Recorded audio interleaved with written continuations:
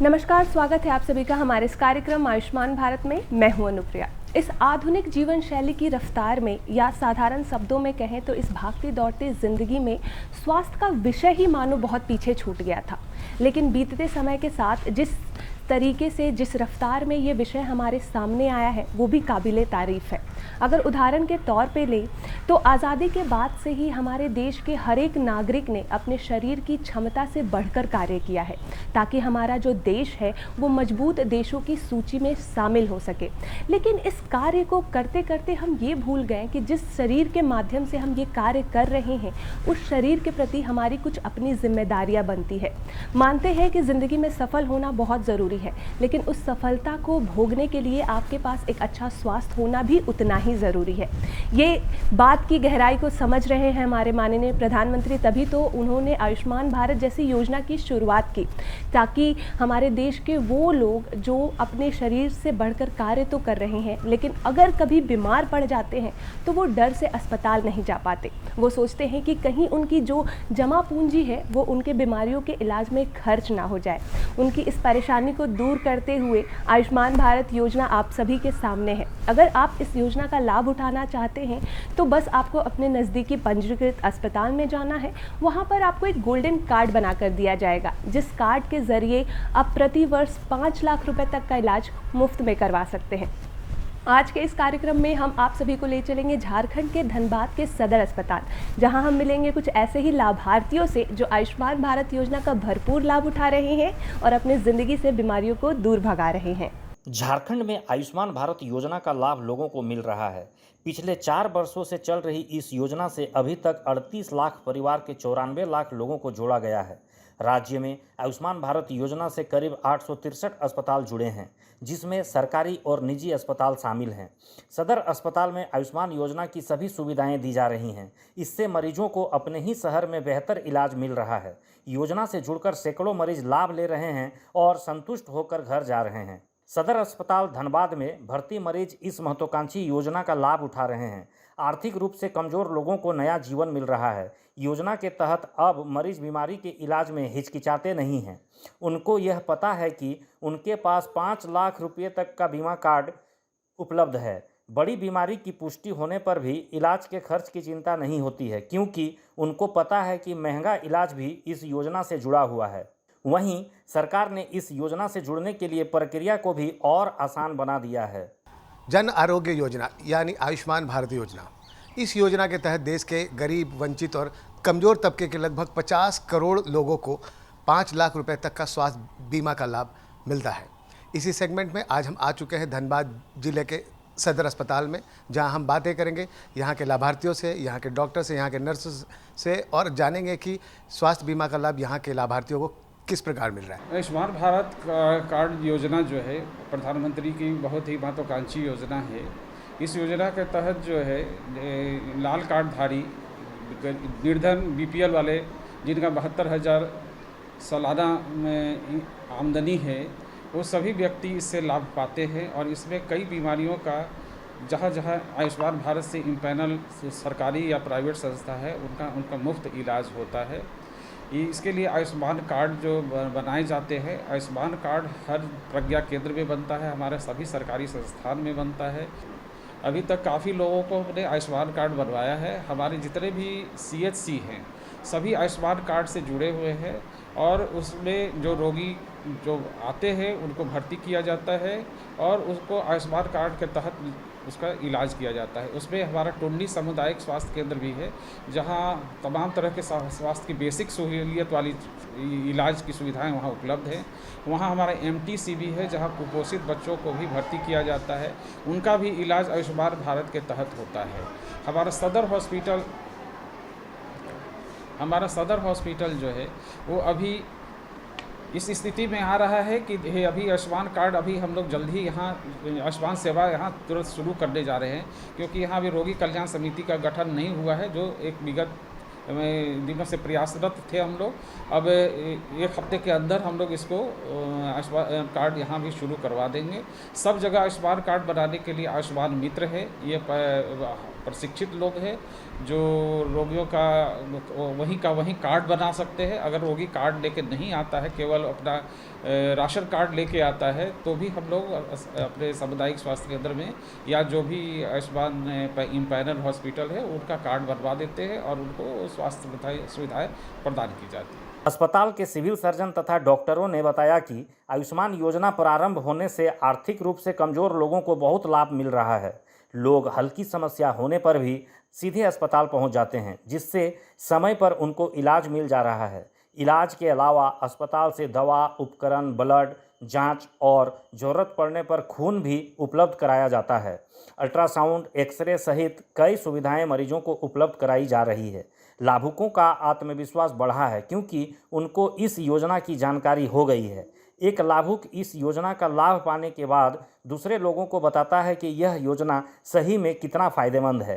भ्रमण करना, गर्भवती महिला को जांच करवाना, टीटी लगाना और 4 जांच करवाना और ले जाके कोई भी प्रॉब्लम हो तो हॉस्पिटल ले आना।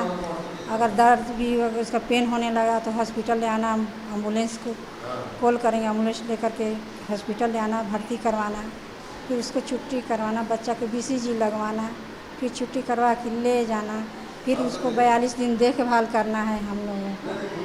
हाँ।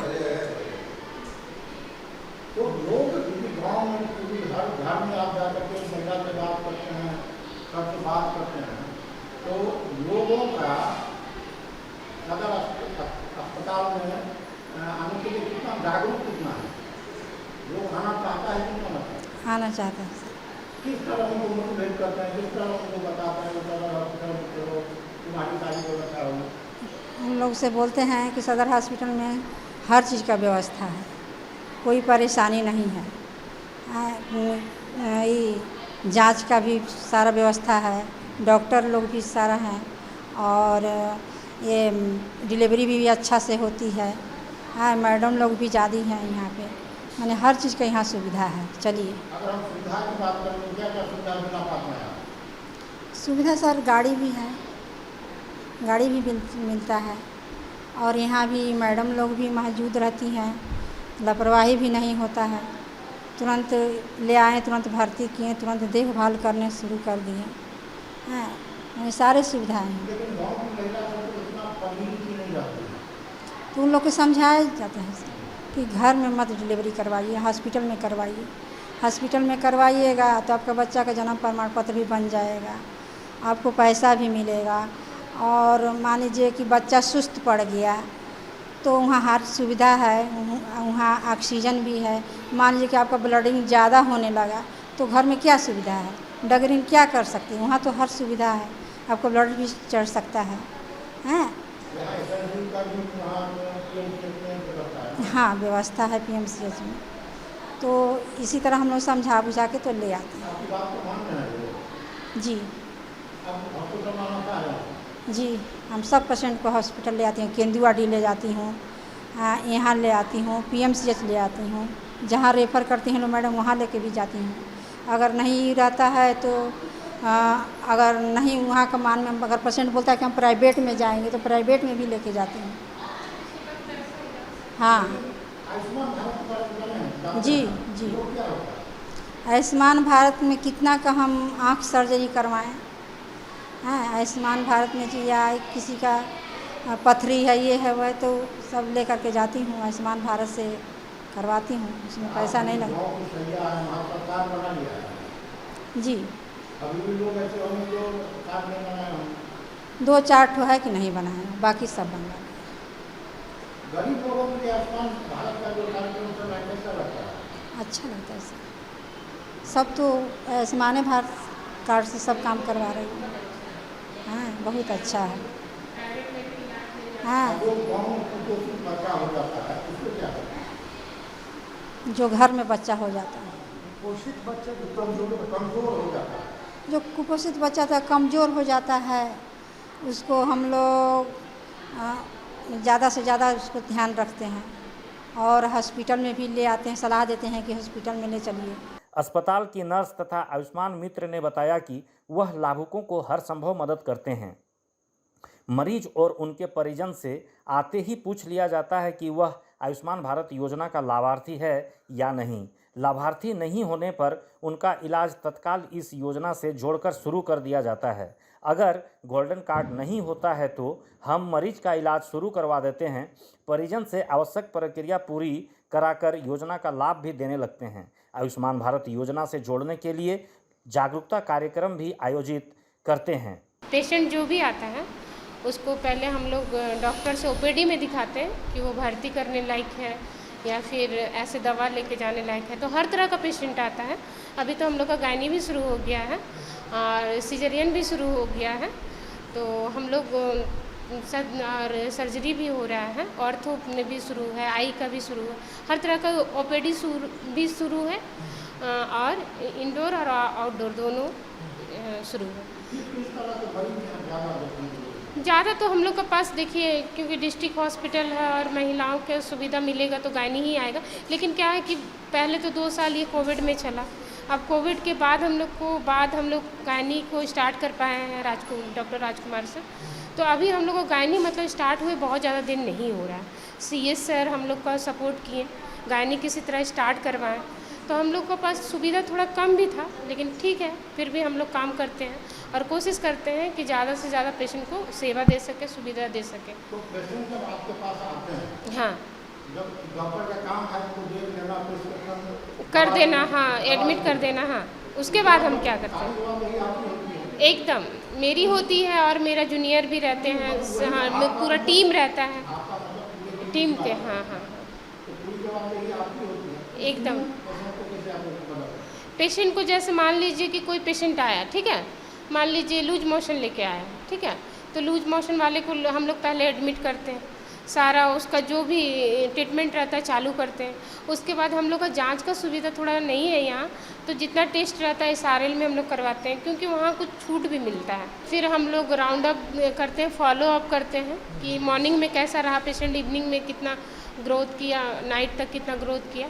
उसके बाद हम लोग डे टू डे उसको फॉलो अप, फिर डॉक्टर भी आते हैं राउंड में, फिर करते हैं। फिर वो पेशेंट अच्छा हो जाता है तो करवा देते हैं। और जैसे गायनी का पेशेंट आया तो उसका जैसे सर्जरी है या नॉर्मल है तो वो करवा के, बच्चा अगर रेफ़र होने लायक रहता है तो फिर हम लोग रेफ़र करते हैं, नहीं होने के लायक रहता है तो यहाँ वैक्सीनेशन वगैरह सारा सुविधा हो गया है।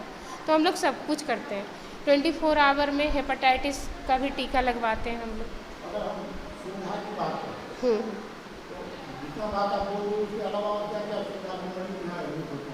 मतलब होनी चाहिए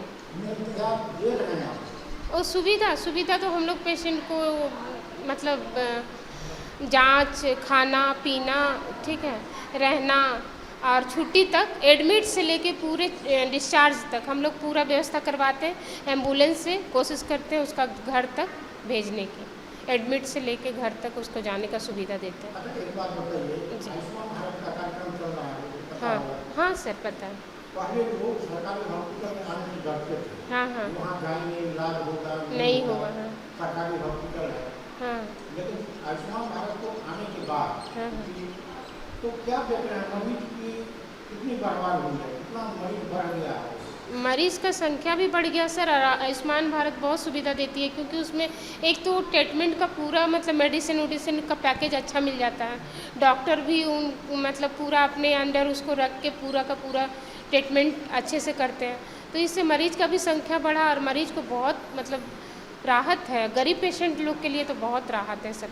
धनबाद में जो रोगी हैं कुछ सर्जिकल केसेस ज़्यादा मिलते हैं उसके तहत में, फिर कुछ गंभीर बीमारी भी होती है, कैंसर के भी रोगी इसमें मिल जाते हैं, लीवर के, किडनी के भी बीमारी वाले रोगी मिलते हैं। डिफरेंट रोगों वाले लोग जो है इसका लाभ उठा रहे हैं। इस बीमारी में बहुत लंबी सूची है। आयुष्मान भारत के तहत बहुत सारी सुविधाएं दी जाती है। उसमें रूटीनली यहाँ तक कि बुखार, टाइफाइड, जो भी मरीज़ को भर्ती करना है उस वाले मरीज़ का इसमें आयुष्मान भारत के तहत हम उसमें लाभ दे सकते हैं। डॉग बाइट्स है, सर्प दंश है, ये सुविधा जो है आयुष्मान भारत के तहत दी जाती है। गर्भवती महिला को प्रसव के लिए आती है तो उनके लिए क्या? गर्भवती महिला का प्रसव के लिए आयुष्मान भारत का सुविधा नहीं है, लेकिन उसको अगर सिजेरियन किया जाता है या उस गर्भवती महिला का अगर माइनर ऑपरेशन होता है तो उनकी बच्चेदानी निकाली जाती है, अगर सरकारी संस्थान में, प्राइवेट में नहीं, तो उसको भी आयुष्मान भारत के तहत लाभ मिलता है। और यहाँ सर इंश्योरेंस की व्यवस्था है इसकी बच्चा को रखा नहीं, हमारे एसएनसीयू जो है हमारा मेडिकल कॉलेज में है, जो कि हमारा ही अंग है, हमारा ही स्वास्थ्य विभाग का अंग है। वो मेडिकल कॉलेज का नहीं है, उसके देख रेख हम लोग सिविल सर्जन धनबाद के द्वारा किया जाता है।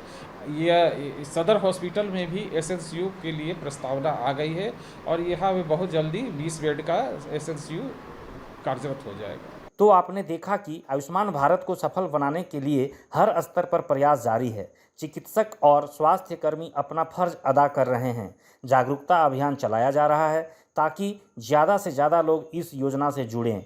लाभुकों को बताया जाता है कि योजना से जुड़ने की प्रक्रिया बहुत आसान है। इसके लिए सरकार किसी प्रकार की कोई शुल्क नहीं लेती है, बस कुछ आवश्यक दस्तावेज देना है। इसके बाद आयुष्मान योजना से परिवार के सभी सदस्य जुड़ जाते हैं। अगर इंसान जागरूक रहे तो उसके आसपास बहुत सी ऐसी चीज़ें हैं जिसका इस्तेमाल कर वो आगे बढ़ सकता है, निरोग हो सकता है। सरकार समय दर समय कुछ नई नई योजनाएं लाती रहती हैं जो कि आपके लिए कारगर साबित हो, आप स्वस्थ हो सकें, आप आत्मनिर्भर हो सके। आयुष्मान भारत योजना को आज इतना सफल और इतना सरल बनाने में हमारे आयुष्मान मित्र के लोग और सैया का बहुत बड़ा हाथ है। जिस तरीके से ये गांव और प्रखंड में जाकर लोगों को इस योजना के प्रति जागरूक कर रहे हैं वो काबिले तारीफ है। अब आपकी ये जिम्मेदारी बनती है कि अगर आपके आसपास कुछ ऐसे लोग हो जिन्हें इस योजना की ज़रूरत हो तो उन तक इस योजना की पूरी जानकारी दीजिए, उन्हें अस्पतालों में जाने के लिए मदद करिए। चलिए अपने इस कार्यक्रम को और आगे बढ़ाते हैं और धनबाद के सदर अस्पताल के ही चिकित्सक पदाधिकारी से मिलकर आयुष्मान भारत योजना से जुड़े उनके कुछ अनुभव जानते हैं। देखिए, आयुष्मान भारत जो है एक सरकार के द्वारा सभी गरीब और निःशक्त लोगों के लिए बहुत ही अच्छा एक इलाज का सुविधा है, जिससे कि सभी का इलाज निःशुल्क हो रहा है। और ऐसा नहीं, आयुष्मान में अच्छे से अच्छे हॉस्पिटल अटैच हैं, जहाँ की कोई भी गरीब आदमी जाने के लिए सोच नहीं सकता था, वहाँ पे पहुँच के अपना ट्रीटमेंट करवा रहा है। आज के डेट में मैंने देखा कि आयुष्मान कार्ड से आपका जो छोटा मोटा सर्जरी होता था उसके अलावा भी कार्डियोलॉजी का, न्यूरोलॉजी का, सभी का, और अच्छे हॉस्पिटल इससे टाई अप होने के लिए हम लोगों के पास आते हैं, जो कि हम लोग टाई अप करते हैं, हम करवाते हैं। और क्या इसमें और क्या मिलता है, क्या और होना चाहिए? देखिए, अगर सरकार की अगर ये जो योजना है, इस योजना को थोड़ा सा और बृहद रूप से बढ़ाना चाहिए। बढ़ाने के लिए इसमें है कि आयुष्मान भारत में बहुत ही गरीब तबके के लोग हैं, लेकिन कई लोग इसमें बहुत लोग छूटे हुए हैं, और बहुत कुछ लोग निम्न वर्ग के हैं जो कि कहीं ना कहीं किसी तरह वो लोग वंचित हो जा रहे हैं आयुष्मान कार्ड बनाने से। तो प्रोसेस एक ऐसा होना चाहिए ताकि मैक्सिमम लोगों को लाभ मिल सके। अभी तो सर आप लोग प्रयास करेंगे जो इसका प्रचार नहीं, उसमें कुछ उसमें देखें, कुछ लोगों के साथ भी है। जैसे कुछ कार्ड ऐसा भी बना हुआ है जिनके पास कि वो एफर्ट करने लायक हैं, फिर भी उनके पास कार्ड बना हुआ है। तो ये सारी चीज़ें हैं। तो वैसे लोगों को चिन्हित करके हटा के जो सही में वंचित हैं उनको मिले तो ज़्यादा ज़्यादा सफल रहेगा। और थोड़ा इसमें कहीं परेशानी होती है, जैसे कि जब भी प्राइवेट में हम हो या हमारे सरकारी अस्पताल में हो तो उसमें कुछ फ़ोटोग्राफ्स भेजना पड़ता है। तो फ़ोटोग्राफ्स भेजने के लिए हमेशा ये होता है कि इस एंगल से भेजिए, इस एंगल से भेजिए। कुछ ऐसी चीज़ें हैं जो कि हम लोग नहीं कर सकते हैं, जो कि वो फ़ोटो भेजना बड़ा ख़राब लगता है हम लोग को, लेकिन फिर भी मजबूरी बस भेजना ही पड़ता है। तो ये सब चीज़ें थोड़ा वहाँ के भी जो भी डॉक्टर हैं थोड़ा सोचे इस सब चीज़ों पे। जैसे एग्जांपल के लिए अगर मान लीजिए हेमोरॉयड एक बीमारी है, अब अगर हम हेमोरॉयड का ऑपरेशन करते हैं, हेमोरॉयड का ऑपरेशन के साथ पेशेंट का शकल भी चाहिए। पेशेंट का शकल भी मतलब उसका भी चेहरा आना चाहिए, और वो हेमोरॉयड जो बीमारी है उसका भी आना चाहिए। तो ये थोड़ा ख़राब लगता है। कहीं ना कहीं तो सरकार को विश्वास करना पड़ेगा कि हाँ, नहीं इसी पेशेंट का इलाज हो रहा है, जरूरी नहीं कि हम फ़ोटो खींच कर भेजें तभी उसी का इलाज हो। अभी भी गाँव देहात में ऐसा है जो कुछ लोग वंचित हैं जिनका कार्ड नहीं बना हुआ है, उनको इस योजना से जोड़ने के लिए क्या प्रयास है? देखिए, ये तो पंचायत लेवल पर मिशन मोड में होना चाहिए। पंचायत लेवल पर जहाँ के जो भी मुखिया हैं या सरपंच हैं, उन लोगों को ये एक तरह से टास्क देना चाहिए सरकार की तरफ से कि आपके गांव में जितने भी मनरेगा के मजदूर हैं या जो भी कम आय वाले व्यक्ति हैं, उन गांव में भी बहुत लोग ऐसे हैं कि जो एफोर्डेबल है लेकिन उनका कार्ड बना हुआ है। वैसे लोगों को चिन्हित करके हटा के जिनको वास्तविकता में जिनको ज़रूरत है उसका किया जाए तो वो ज़्यादा बेहतर रहेगा। देश का हर एक नागरिक स्वस्थ हो तभी वो देश को आगे बढ़ाने में, सर्वश्रेष्ठ बनाने में अपनी भागीदारी को पूरी तरीके से निभा सकता है। इस बात को विश्व के सभी देश समझ रहे हैं, तभी वो अपने देश के अंदर हेल्थ कैंपेन चला रहे हैं, लोगों को स्वास्थ्य के प्रति जागरूक कर रहे हैं। अगर हम बात करें अपने देश की तो बीते कुछ समय पहले ही अंतर्राष्ट्रीय योग दिवस पे हमारे माननीय प्रधानमंत्री नरेंद्र मोदी जी ने भी योग के माध्यम से अपने शरीर को कैसे स्वस्थ रखें और शरीर का स्वस्थ होना कितना ज़रूरी है अपने देश के हर एक नागरिक को समझा रहे हैं, ताकि हम स्वस्थ रहेंगे तभी हम अपने ज़िंदगी में सफल हो पाएंगे और अपने देश को भी आगे बढ़ा पाएंगे। तो चलिए अपने इस समझ को और आगे बढ़ाते हैं और इसी के साथ हम बनाते हैं एक स्वस्थ भारत, आयुष्मान भारत। मिलते हैं अगले अंक में कुछ और नई बातों के साथ, कुछ और नई जानकारियों के साथ। तब तक के लिए मुझे दीजिए इजाज़त। नमस्कार।